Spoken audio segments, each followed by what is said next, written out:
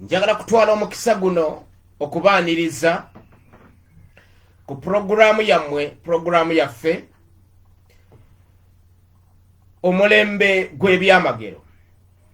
Tugguse nga bulijjo ku rediyo yo, webale kubanga otwagadde, webale kubanga osazeewo okutuwa omukisa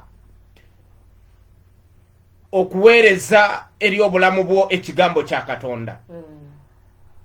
Webale kulondawo ffe ku time ngene ya lunch time, webale kubanga otumbudde rediyo yo, wonna w'osinziira okutuwuliriza, abatugoberera ku mutimbagano yonna gy'osinziira. Njagala kutwala omukisa guno okwaniriza n'okulamusaako nti muliyo mutya. Njagala kujjukiza olwedde ky'omanyi nti Katonda akyakwagala. Katonda akyakuyinako pulaani ennungi. Katonda akyali mu nteekateeka okuwa omukisa nga bwe yasuubiza. Yagamba nti ŋŋenda kuwa omukisa. Katonda bw'asuubiza n'okola akola. Yagamba sigenda kuwa buli mukisa naye ŋŋenda kufuula erinnya lye ery'amaanyi. Bwe naafuula erinnya lye ery'amaanyi ŋŋenda kufuula omukisa. Ogenda kubeera wa mukisa. You're going to be blessed when you're coming in and you're going to be blessed when you are walking out. Ogenda kubeera wa mukisa ng'oyingira ate obeere wa mukisa ng'ofuluma. Ogenda kubeera wa mukisa mu kibuga ate obeere wa mukisa ne mu kyalo. Kitegeeza wherever your location is, you can attract God's blessing. Ogenda kubeera wa mukisa mu ggwanga lyo, ojja kubeera wa mukisa mu ggwanga eggwira. Buli w'olaga omukisa gutambula wamu naawe. Kati njagala kujjukiza nti oliko omukisa. Ate njagala kujjukiza nti Mukama Katonda nga bwe yagamba nti ŋŋenda kuwa omukisa omuntu akuwa omukisa. Ate ŋŋenda kukolimira, ŋŋenda kusannyalaza, ŋŋenda kumaliriza buli muntu yenna agezaako kukolimira. Bw'obeerako omukisa tokolimirwa. Eno programu yo omukisa ogugaggawaza. Bannange tubaagala nnyo mwenna abeesunga programu eno. Tubalaba nga mwatandise dda okujja ku programu eno omulembe gw'ebyamagero. Njagala kujjukiza nti Mukama Katonda eyakutonda akyakola ebyamagero. Era tugenda kuba tugabana mu kigambo kya Katonda nga ogasseeko n'essaala nga tukkiriza Katonda okola ekyamagero ekisukkulumya entegeera z'abaana b'abantu. Njagala kujjukiza nti Katonda akyakola ebyamagero. Njagala kujjukiza nti Katonda akyatambula. Njagala kujjukiza nti Katonda akyayogera. Njagala kujjukiza nti Katonda akyayagala abantu be. Njagala kujjukiza nti nga bw'otannaba kufa, Bayibuli yo gy'osoma egamba mu kitabo ky'Omubuulizi nti embwa ennamu esinga empologoma efudde omugaso. Oyinza okuba nga oli mulamu naye ng'olaba obulamu buggwerera buli lunaku, naye Mukama yeebazibwe nti okyali mulamu. Mukama yeebazibwe nti okyassa.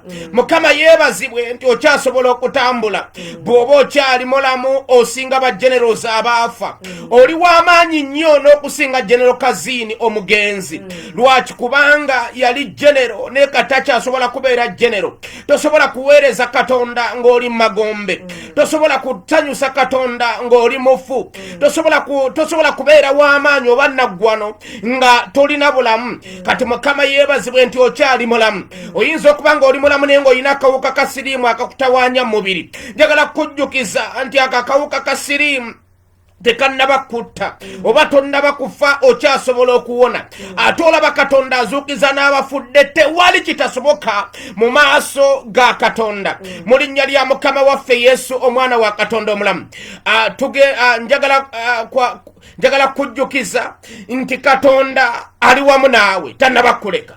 Mannya gange nga bulijjo Omusumba Emmanuel Binaisa ne munnange mu studios Musumba Marian Brenda Binaisa okuva ku Righteous of God International Ministries. Mwena bali abatuuliriza namwe abali ku online service tubaaniriza nnyo mu linnya lya Mukama waffe Yesu. Abali ku online service mbalaba mwatuuse dda online church. Mukama batuwere nnyo omukisa namwe abatuuliriza. Mukama batuwere nnyo omukisa. Katonda gwe tusaba agenda kukola eby'amaanyi. Katonda gwe tunoonya agenda kukola eby'ekisa. Olwaleero kubanga ntero bagamba wano nti buli muntu mu mwaka mubeeramu olunaku lwo, mubeeramu essaawa yo, mubeeramu eddakiika yo nti eyo Katonda mwagenda okukuyambira, eyo Katonda mwagenda okukulokolera, eyo Katonda mwagenda okukuweera omukisa, eyo Katonda mwagenda okukusumululira. Kati tuli wano bagamba nti eno yessaawa yo, kano keekaddeko, eno yeddakiika yo, Katonda mwagenda okugirako ekirwadde, Katonda mwagenda okyusiriza obulamu bwo, Katonda mwagenda okukuweera omukisa, Katonda mwagenda okyusiriza amagenda go, Katonda mwagenda okusanyusiza. Ye Katonda agaba omukisa, ate wakuwa omukisa tegubeerako buyinike. Olwaleero Katonda waffe agenda kukola, agenda kusumulula, agenda kuwa omukisa ogutaliiko buyinike. Gwali ayiyo ng'ogamba oli mugumba, Katonda agenda kuwa ezzadde. Gwali ng'ogamba sirina bugabirizi, sirina na kyakulya, sirina ssuubi, Katonda agenda kuwa obugabirizi. Kubanga Katonda gwe tusaba mwesigwa, Katonda gwe tusaba awulira essaala z'abaana b'abantu, awulira okusaba. Musumba Bayibuli egamba nti buli kye tunaasaba nga mu linnya lye ekyo anaakituwanga oba anaakikolanga. Kati gwe yeetegesa ali eyo abadde akumirira lankyawa ng'ogamba nkuumiridde essaawa eno, ekyo ky'ogenda okusaba, ekyo ky'ogenda oteeka mu maaso ga Katonda agenda kikuwa. Olwaleero olina okubeera n'obujulizi. Olwaleero naawe olina okujulira ng'ogamba nti mu butuufu mu kuyita mu lankyawa, mu kuyita mu kusaba, Katonda yamponyeza. Leka obujulizi bujje mu nnyumba yo, leka obujulizi bukusangawo ku mulimu gwo, leka obujulizi bujjeko mu nsawo zo, leka obujulizi bujje mu bufumbo bwo, leka naawe eyo gy'oli, mu kyalo gy'oli oba mu kibuga gy'oli, naawe ofune obujulizi mu linnya lya Mukama waffe Yesu. Enamba zaffe ez'essimu nga bulijjo ziri 0773 0773 10 10 37 93 oba 0775 oba 0775 55 05 28 oba osobola tulumbako ku mutimbagano. Osobola ogenda ku Facebook yaffe n'otypinga mu Righteous of God International Ministries oba Pastor Brenda Marions oba Pastor Binaisa Emmanuel. Wotuukayo teekako ekyokusabirawo kyo, ubeereza prayer request yo, tubuuze ekibuuzo kyonna ekikwatagana ne Bayibuli, tujja kubeera nga tukuddamu. Katonda waffe agenda kukola eby'amaanyi. Ate programs zaffe zino ez'okusaba zibeerako. Osobola okugamba omuntu yenna n'omugamba munnange weegatteko ne tusaba naye, oba ali wabweru oba ali luddawa. N'abantu abalala osobola okubategeeza, abali ku Facebook n'obagamba beegatteko ne batwegattako, abali eyo mu kyalo n'obagamba mutege Dunamis FM, nabo ne batega ne batwegattako ne tusaba nabo bonna mu linnya lya Yesu mwana wa Katonda. Tweyanza nnyo Musumba Brenda. Twagala gabana ku kigambo kya Katonda. Kati gwali eyo wamu naffe tuli mu kitabo kya Luka essuula ya 18 olunyiriri lwa 27. Luka essuula ya 18 olunyiriri lwa 27. Listen what the Bible says. Aliyo bikula Bayibuli yo Luka we tuli 27 olunyiriri lwe tusoma. Bayibuli egamba bweti, naye n'agamba nti ebitayinzika eri abantu biyinzika eri Katonda. And Jesus replied and said, what is impossible to man, it is possible with God. What is impossible to man, it is possible with God. For all things are possible with God. Our topic today is entitled, All Things Are Possible. Ebintu byonna bisoboka gwe mutwe gw'olwaleero. Era gwe tugenda okwogerako, gwe tugenda okusabiramu. Wano Mukama waffe Yesu, omwana wa Katonda omulamu, Yesu Kristo nga bw'okijjukira kitegeeza Masiya, ate Masiya kitegeeza eyafukibwako amafuta, n'amafuta ge agamenya buli kikoligo, n'amafuta ge agajjawo buli kyalema. Amafuta ga Katonda yengeri Katonda gy'aseeteeza ensozi, yengeri Katonda gy'awonya abalwadde, okuyita mu mafuta ge azuukiza abaafa, okuyita mu mafuta ge awonya ebirwadde ebyalema abasawo. Kati Mukama waffe Yesu wano yali awa abayigirizwa abo olugero, n'abagamba nti kizibu nnyo omugagga okuyingira mu bwakabaka bwa Katonda. Yali awa abayigirizwa abo olugero, n'agamba kisoboka nnyo eŋŋamiya okuyita mu nnyindo y'empiso. Eŋŋamiya bw'oba wali ogenzeeko mu zzu wali olabeeko ku ŋŋamiya. Eŋŋamiya ky'ekisolo ekinene ate nga kiwanvu, kibeera n'omutwe munene, omutwe muwanvu n'ensingo mpanvu, kibeera n'omugongo muwanvu, nga mu buntu tekisoboka kuyita mu nnyindo ya mpiso. Ne Mukama waffe Yesu bwe yali ayigiriza n'agamba kijja kubeera kyangu eŋŋamiya okuyita mu nnyindo y'empiso okusinga omugagga okuyingira obwakabaka bwa Katonda. Abayigirizwa ne bamugamba, Mukama waffe ani anaayingira mu bwakabaka bwa Katonda? Bagenda okulaba nga obwakabaka bwa Katonda bujja kubeera buzibu.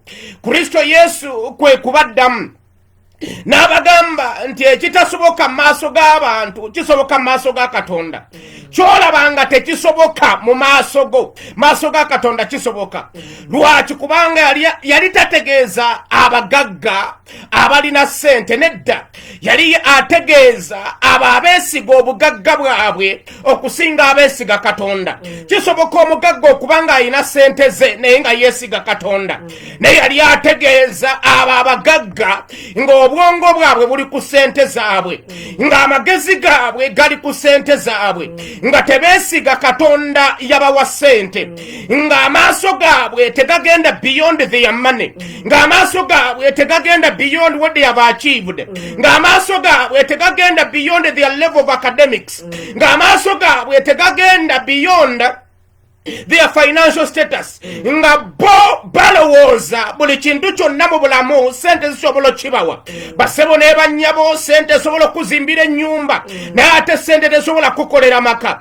Sente esobola kuwasiza omukyala, naye ate sente tekuwa kwagala. Sente esobola kugulira ekitanda, naye ate sente tekuwa tulo. Katonda ye Katonda asinga sente amaanyi. Kati Mukama waffe wano yali ategeeza nti tekisoboka omuntu yeesiga ssente ze okuyingira mu bwakabaka bwa Katonda. Waliwo abantu nga bw'afuna ku ssente zimukyusa engeri gy'alabika, zimukyusa engeri gy'ayogera, zimukyusa engeri gye yeeyisa n'abantu. Basebo ne bannyabo, Katonda bw'akuwa ssente zibeera zizo, gwe tobeera wa ssente. Kati wano yali ategeeza nti omuntu eyeesiga ssente ze tasobola kuyingira mu bwakabaka bwa Katonda. Newankubadde nga Katonda asobola okuwa omukisa, akulekeramu ekituli munda mu ggwe, akulekeramu space munda mu ggwe, eyeesiga Katonda. Bayibuli egamba nti lean on God not on your own understanding. Kati abayigirizwa ne bagamba, Mukama waffe kati ani anaayingira mu bwakabaka bwa Katonda?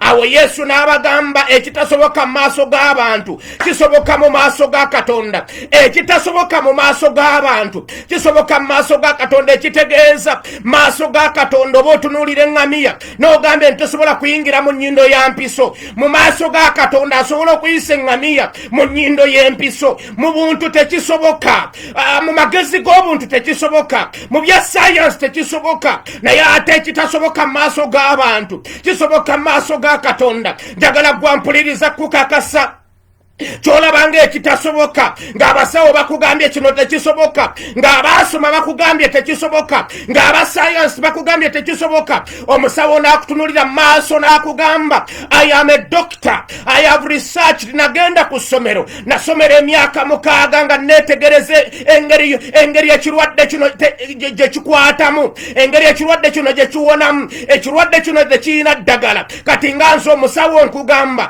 nti ekirwadde kino tekirina ddagala, ddala naye ate bayibuli yo gy'osoma egamba leka abantu babeere balimba naye ate katonda asigale nga mwesigwa. Musumba kitegeeza Yes, please. nti abaana b'abantu bye balaba nga tebisoboka ewa katonda bisobokera ddala. abantu bye bagamba nti ebyo byalema ewa katonda byangu. Abaana b'abantu bye bagamba nti ekyo kyo tekiyinzika ewa katonda biyinzika. That's right. Simanyi bannayo oba bakugamba ki oba bagamba tolifumbirwa oba bagamba nti ebibyo byafa oba bagamba nti gwe toligenda mu maaso. Abange tuli wano okugamba nti ewa katonda weweesiga katonda nokkiriza katonda teriyo kitasoboka. Nga bakitunulidde nti ekyo tekisoboka, nga batunulidde ekirwadde kyo nga bagamba ekyo tekisobola kuwona, nga basawo bagamba nti kikansa ekyo ki aniya ekyo ki alusa ekyo tekisobola kuwona. Eryewa katonda abange kisobokera ddala okuwona. Nga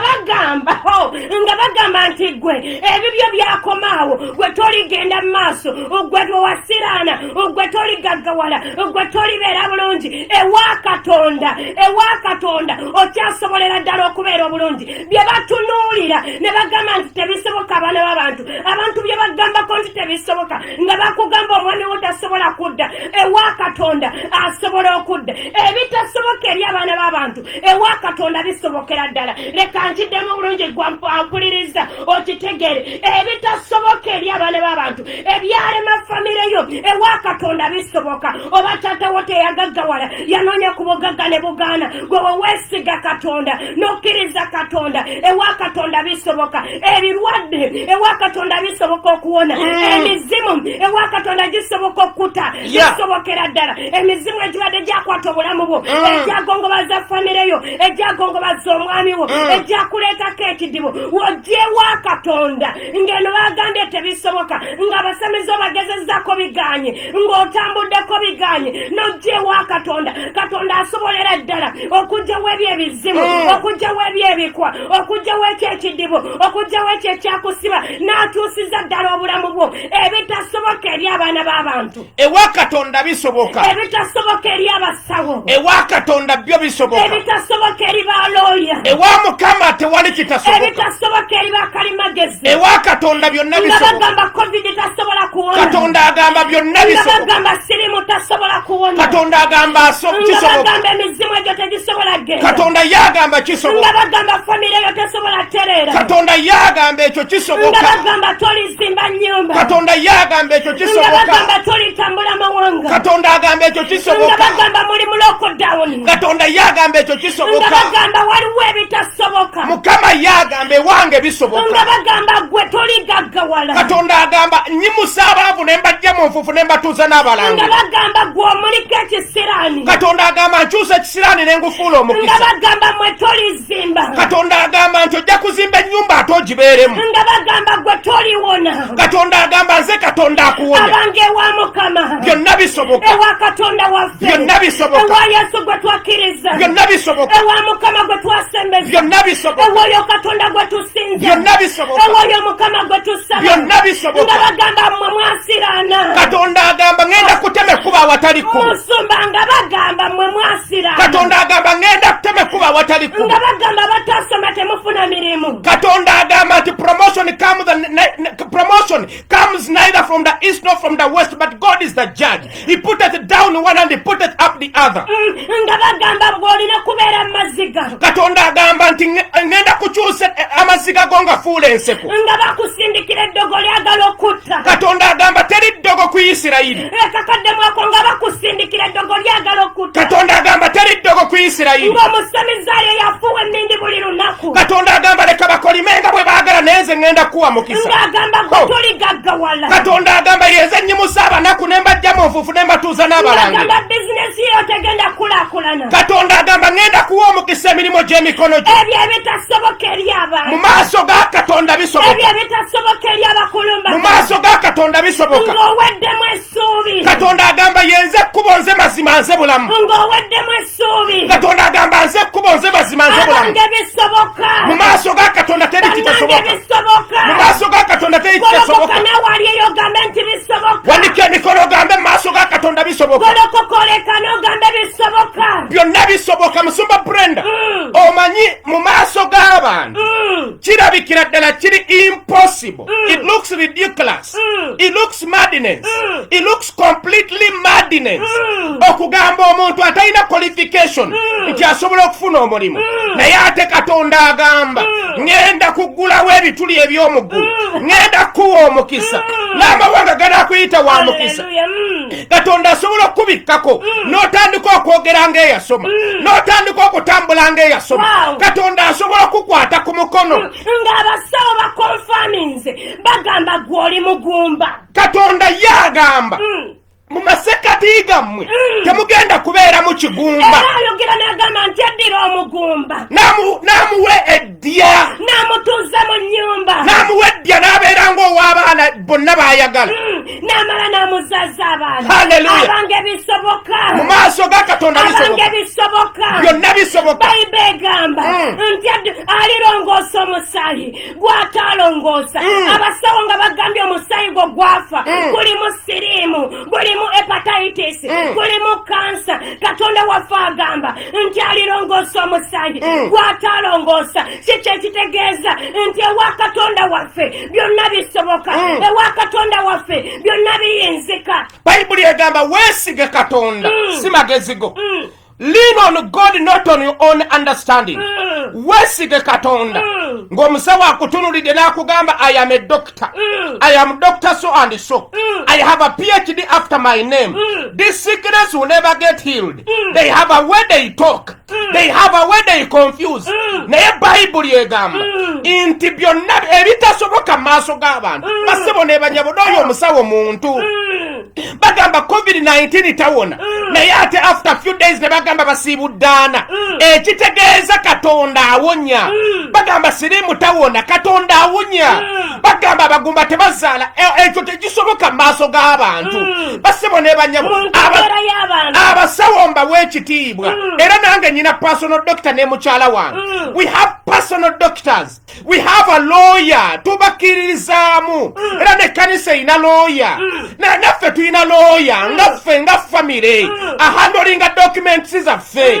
Tuyina omusawo atukyekingako now and then. N'abantu betulabirira balina abasawo. Era tubakirizaamu tubaagala nnyo. Era tubasabira essaala Mukama abakuume. Naye ate Bayibuli egamba ekitasoboka mu maaso gaabwe mu maaso ga Katonda kisoboka. Omusawo asobola okukwata ku mutwe n'agamba munnange mu magezi gange kino tekisoboka. Naye ate mu maaso ga Katonda kino bannange kisoboka. Katonda mu maaso ge teri kitasoboka. Bayinza okugamba kino ekirwadde ky'olwadde. Ffe ng'abasawo kidefeatinze our understanding. Naye ate mu maaso ga Katonda bw'ojja olaba asobola n'okuzuukisa Laazaalo ng'amaze okufa nga n'okuwunyaawunya. Ewa Katonda byonna bisoboka. Mu maaso g'abantu bagamba omuntu bw'alwala COVID-19 mumutwale mu karantini mumutereka abeereeyo paka abasawo nga bamukiriininze. Naye ate Bayibuli egamba musse emikono ku bagenge. Ekitegeeza aba COVID-19 Katonda tiyatugamba tubakarantininge, yatugamba bassaako mikono. Bwe tunaabasaako emikono banaawona. Yesu nassa emikono ku mulwadde w'ebigenge ate n'alagira abamukkiriza. Kati akaseera katuuse wabeewo enjawulo wakati w'abakkiriza Katonda n'abatamukkiriza. COVID-19 awona. Kankidde mu COVID-19 awona. Tawonyezebwa ddagala, awonyezebwa Katonda. Kyova olaba n'abasobola basiibula abalwadde bakuba ettendo ne bagamba abadde Katonda. Ekitegeeza Katonda alina amaanyi ebitasoboka mu maaso g'abantu bisoboka eri Katonda. Ng'abasomesa bagambye nti abaana bo basiru. Bayibuli egamba nti mu kutya Mukama amagezi wekera. Abasomesa nga bagambye oyo omwana atagenda kuyita. Bayibuli eyogera n'egamba Katonda waffe agamba nti abaana baffe banaayigirizibwanga Mukama. mu Isaaya 5:4 abaana baffe bonna bagenda kuyigirizibwa Mukama. Katonda yayigiriza abaana bo. Bayinza okutuula mu kiraasi bw'ataba Katonda ne basemba. Bayinza okuba nga bakeera ku makya ne bagenda ku ssomero bw'ataba Katonda ne basemba. Bayinza okuba nga balina ssente zibaweera ne bw'ataba Mukama. God is the beginning of knowledge and wisdom. Bw'ataba Katonda basobola okusemba. Katonda bw'aba tazimbye ekibuga abakizimba bakizimbira bwereere. Katonda bw'aba tasomesezza baana bo basebo ne bannyabo ssente nsomesezza bwereere. Osobola batwalayo ne bakudiza ne bad report tulabye abaana bagenda kusomera nga pocket money nga mungi naye ate ne bakomawo nga basembye ate ne tulaba abaana abagenda kusomera nga tubalina na pocket money ne bakomawo nga bakulembedde. Katonda bw'abatakuumya ekibuga abakikuuma bakikuumira bwereere. Nsaba Katonda olwaleero abenga yagenda okusomesa abaana bo. Abantu bagamba obufumbo togenda bubeeramu. Eyo w'omusajja oyo vaayo, eyo w'omusajja oyo mulina okwawukana. Bayibuli egamba nti Katonda kiyagatta wamu tewali bawakyawukanya. Abange Katonda kiyagatta wamu tewali bawakyawukanya. Ebitasoboka eri abaana b'abantu mu maaso ga Katonda bisoboka. Simanyi gwali oyo bakugamba ki kikyotidde nga bakugamba ekyo tekisoboka, bakugamba tosobola kutereera, bakugamba tosobola kuwona. Abangono Katonda gwe twakkiriza kasita omwekwata bwoti, kasita omunyweza bwoti, kasita omukkiriza bwoti, byonna bisoboka. Bisoboka. Yes, I believed in a God who can do all things. Nakkiriza Katonda akola byonna, asobola okukola buli kimu. Katonda gwe twakkiriza si mwana wa muntu nti alemererwa ng'abaana b'abantu balemererwa. Katonda gwe twakkiriza si muntu nti asobola okusuubiza n'abulwa n'alemererwa okutuukiriza. Katonda gwe twakkiriza kasita asuubiza bw'ati, oh my God, kyeweetaaga kiri kimu kyokka Katonda kusuubiza. Bayibuli egamba omutuukirivu bw'asuubiza ne bw'afiirwa teyejjusa. Katonda bw'aba akusuubiza n'agamba ŋŋenda kuwonya, ŋŋenda kuwonya. Abasawo ne bakuwa omwezi gumu okuwona oba okufa, Katonda still agenda kuwonya. Katonda bw'aba agambye ŋŋenda kuwa omwami. Nasoma ekitabo kya Isaya essula ya 34. Bayibuli egamba read ye through the books of the Lord and understand. None of this will fail. None will lack a mate, for the mouth of God has spoken it, and his spirit will gather them. Katonda agamba tewali agenda kubulwa musajja, tewali agenda kubulwa mukazi. Kati sifayo myaka emeka gy'omaze mu bwennakyeyombekedde. Your time is about right now, and it is coming to pass. Katonda agenda kufunira omuntu ate ogenda kufumbirwa ekitasoboka mu maaso g'abantu. Ewa Mukama bisoboka. Musumba tubadde n'omuwala bamuyita Elena ali Canada. Omuwala ono atawulira na Luganda luno lwe twogera. Oh my God. Naye omuwala ono abasawo babadde bamugamba nga bamuwa omwezi gumu nga yalwala kansa, ne bamugamba ddayo teeketeka ebintu byo kubanga ogenda kufa, ddayo olaame kubanga ogenda kufa. Nga buli kimu omuwala yakikola, eddagala lyonna yalikola. Omuwala ono n'atwegattako n'agamba siwulira Luganda, naye we mubeera musaba weemu. I feel the anointing. Siwulira Luganda naye we mubeera musaba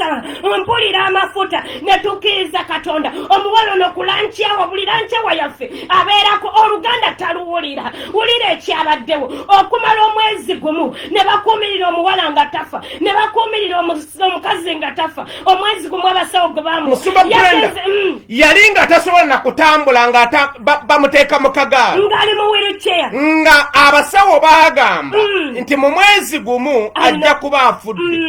N'atuwandiikira ebbaluwa n'agamba bagambye mwezi gumu nja kuba nfudde. Mutulindire very soon tujja kuleeta obujulizi bwe ku Facebook live. N'atugamba mwezi gumu bw'amugambye agenda kuba afudde nga takyasobola kulya nga talina appetite.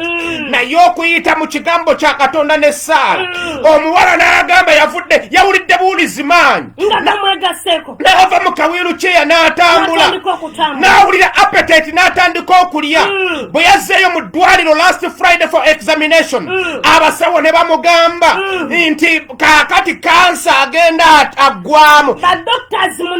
Ne bamugamba 98% of your cancer is dead. N'abagamba it is not 98, it is 100%. N'abagamba sigenda kukkiriza lipooti y'abasawo, ngenda kukkiriza lipooti ya Katonda kubanga nze yali talya kati ndya, nze yali tatambula kati ntambula. Bassebo ne bannyabo amafuta tegali limited by distance, gali wano naffe mu studio. Ate Musumba amafuta tegaliiko lulimiti. Amafuta gwe kasita ogakkiririzaamu, amafuta gwe kasita owulira otandika ogakkiririzaamu, Katonda waffe akola. abange omukyala kati atambula omukyala yali tatambula yali ali mu wheelchair nga n'abasawo bagambye nti agenda kufa kati mulamu bulungi nnyo abange oyo Katonda gwe twakkiriza abantu nga bagambye nti ekyo tekisoboka abantu nga bagambye gwe waggwamu abantu nga bagambye gwe tokyasobola abange byonna bisoboka mu maaso ga Katonda waffe ebyo ebitasoboka ebyo bibalabanga ebitasoboka nga nawe olabanga tekisoboka gwe kasita okkiriza wekkiriza bukkiriza Katonda gwe twakkiriza kkiriza bukkiriza Yesu kkiriza bukkiriza oyo yazuukira emagombe kkiriza bukkiriza oyo awonyezza abalala nawe agenda kubeera ng'akuwonya oba olina bizimba mu lubuto nga bakugamba ebyo tebisoboka kuwona nga buli wo bye babirongoosa biddamu ne bimera nga bagamba kati gwe biveeko beera bubeezaawo omira eddagala erikakkanya ku bulumi abange bisoboka eri Katonda waffe muwonya Katonda waffe muyambi Katonda waffe musaasizi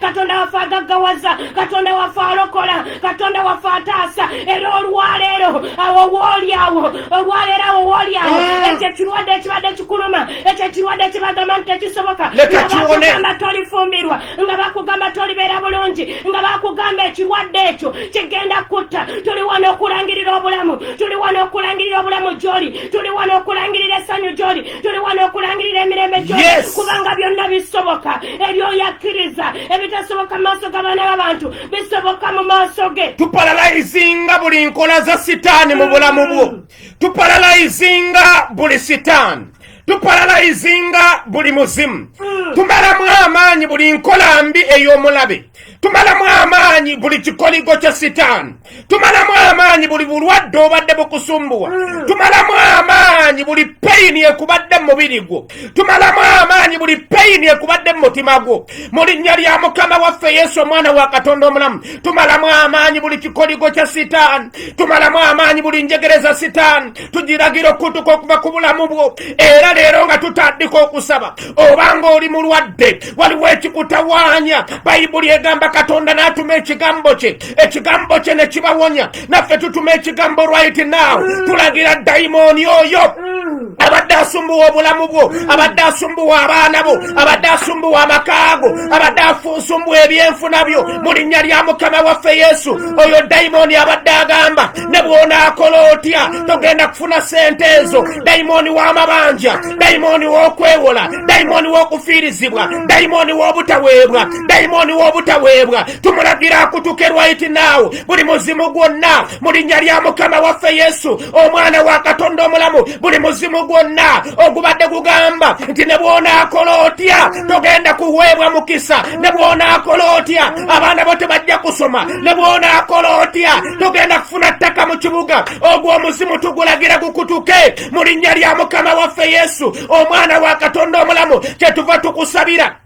Mukama tusabira buli muntu yenna atuwuliriza olwaleero tukubikako omusaayi gwa Katonda tulagira ekikoligo tulagira ekikwa tulagira amayembe tulagira lubaale tulagira ebizimu bya kalondoozi emizimu gyonna egigamba ne bw'olikola otya gwe togenda genda mu maaso tugiragira okutuka mu linnya lya Yesu omwana wa Katonda omulamu abange Bayibuli egambye nti ebitasoboka eri abantu bisoboka mu maaso ga Katonda ebyo ebitasoboka eri abantu bisoboka eri Katonda ebyo ebitasoboka eri badokitazi abange eri Katonda bisoboka kubanga Katonda waffe ye dokita asinga badokita Katonda waffe ye musawo asinga basawo abange nkusabidde ogwalina ekirwadde nkusabidde gwe bagamba nti bisoboka nkusabidde gwe bagamba nti endwadde gye walwala teriiko ddagala lumira ku ddagala eriwewezaako buweweeza abange Katonda waffe abisobola ebyo asobola okuwonya ekirwadde ekyo ngambye kanso oyo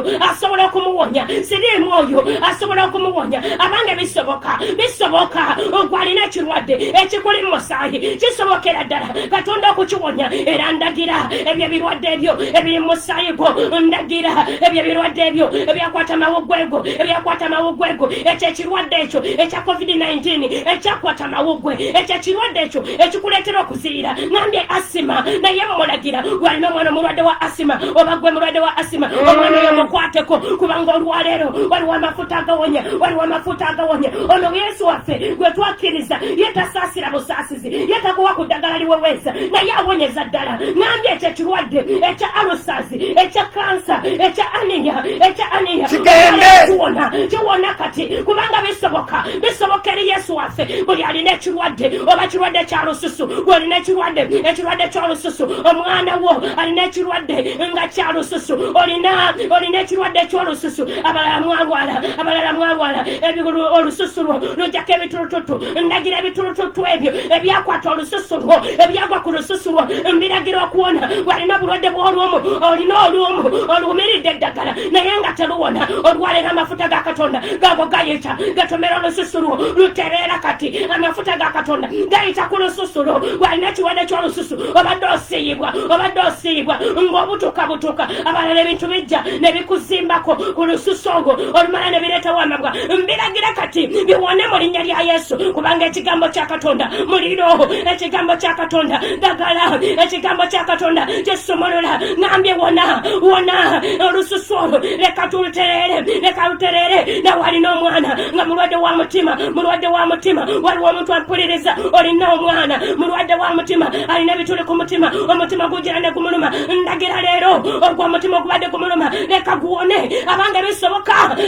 eri Katonda waffe bisoboka mpulira amafuta agatuukiriza mpulira amafuta agakubotoza agakutwala ewalala bakugamba tebisoboka tolisobola kuva ku leve eyo tolisobola kufumbirwa abange nakugamba tolisobola kufumbirwa gwe tolifumbirwa ekyoyo ekyo nkikutula ekyobutafumbirwa ogenda kufumbirwa kubanga bisoboka eri Mukama bagamba omwami w'oyo talidda ebyo bigambo by'abantu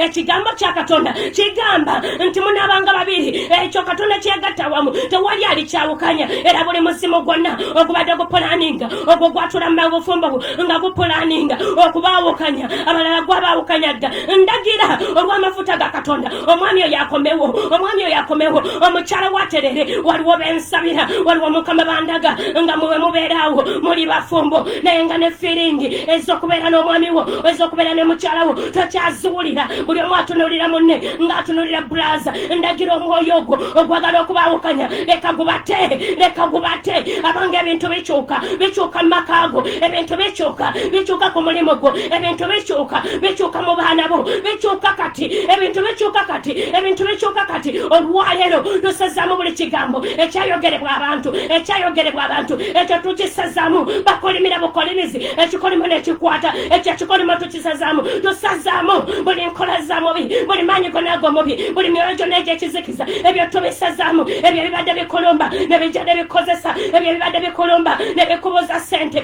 ogwo omwoyo ogwo ogw'obwavu omwoyo ogwo ogukulumbagana ngukutula nsazaamu buli nkola ya mubi agagalota agabi ngateeka wansi ekyekyoyo ky'obwavu ekyakwata ssente zo abange nina Mukama bandaga mwalina ku ssente naye ssente nezigwawo from nowhere ssente nezigwawo kati muli baavu ndagidde ekyoyo ekyo ekyatwala ssente zammwe ekyababbako omukisa mwalina ku ssente mpuliriza bulungi mwalina ku ssente naye ssente kati zaggwawo abange Katonda nga bwali omulamu abaddisa omukisa gwammwe abange kikyasoboka gwe okugaggawala ennyumba eyo okyasobola ogizimba abange bisoboka eri Katonda bisoboka mpita bakasitoma erigwalira kyotunda mpita bakasitoma mu supermarket waliwo abatuwuliriza nga muli mu supermarket waliwo abatuwuliriza nga muli mu galaji waliwo abatuwuliriza nga muli maduuka gamwe waliwo abatuwuliriza ng'oli ku mudaala mbasabidde abatunda ebyokulya nsabidde abasirikale nsabidde buli muntu abali mu kyalo n'abali mu bibuga abalina bye mulonda mwenna mbasabidde omukisa gwa Katonda ogw'ogugaggawaza leka gubagweko omukisa gwa Katonda ogubagaggawaza leka gubatomere kati gubatomere kati ali ebweru nga gwoli bweru oyagala kubeera bulungi wagenda ebweru okola sente wagenda kola sente wagenda kunoonya sente wadduka kuno ng'odduka bwavu wadduka kuno nga tokola wadduka kuno nga buli kyokola kifa naye wagenda ebweru naye webitowe biri bifaanananga we byali kati nkusabidde Katonda nga bwali omulamu Bayibuli egamba buli watunaalinnyanga tunaalyangawo nkusabidde omukisa ogutwale awo wooli awo wewagenda awo wokolera awo ewa bosi wo gwe bakozesa ali ewa bosi wo nkusabidde omukisa ogw'okulya oli amawanga oli esente z'amawanga abange bwe yanaabali wano mbasabira mufune ku sente ez'amawanga mpita sente mu dola sente mu pawundi mpita siringi abanga ozifune funa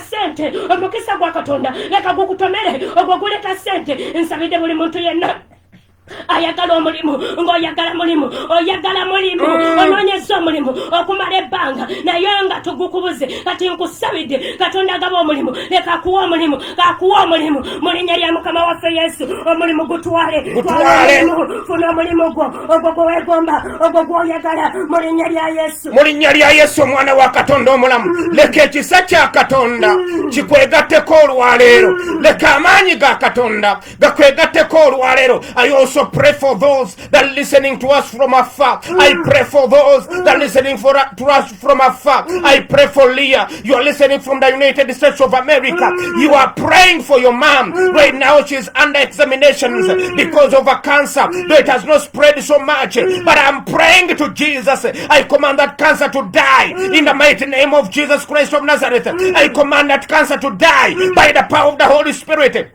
I command that cancer to die right now. The Bible declares God sent his word and his word healed them. Right now I send the word of the Lord into the veins, into the blood, into the body of your mother right now. And I command that cancer to die right now in the mighty name of Jesus. Stop from spreading in the name of Jesus. I am praying for the healing of your mother. Mulinnya lya Mukama waffe Yesu nammwe mbasabidde gwampuliriza olwaleero ng'oli ku radio mulinnya lya Yesu inkusabidde ndagira emikono gy'okuwonyezebwa ndagira amatu g'okuwonyezebwa ndagira amaaso g'okuwonyezebwa ndagira ekifuba ky'okuwonyezebwa ndagira amagulu g'okuwonyezebwa ndagira emimisuwa gy'okuwonyezebwa ndagira amaaso g'okuwonyezebwa ndagira ennyingo z'okuwonyezebwa ndagira obusomyo bw'okuwonyezebwa Bayibuli gy'osoma egamba ekigambo kya Katonda, it is quick and active, it is sharper than the two-edged sword, penetrating through the marrows, penetrating through the veins and the joints. Mulinnya lya Mukama waffe Yesu ndagira ekigambo kya Katonda kiyite mu busomo by'olwaleero, kiyite mu nnyingo z'olwaleero, kiyite mu joints z'olwaleero, kikuwonye mu linnya lya Yesu, kituuka awaweetaaga okukwatibwa, kikwate awaweetaaga okukwatibwa mu linnya lya Mukama waffe Yesu. Kyenva nkusabira Bayibuli egamba yenze Katonda akuwonya kati bw'obanga oli badde mulwadde inkulagira mu linnya lya Mukama waffe Yesu golokoka otambule.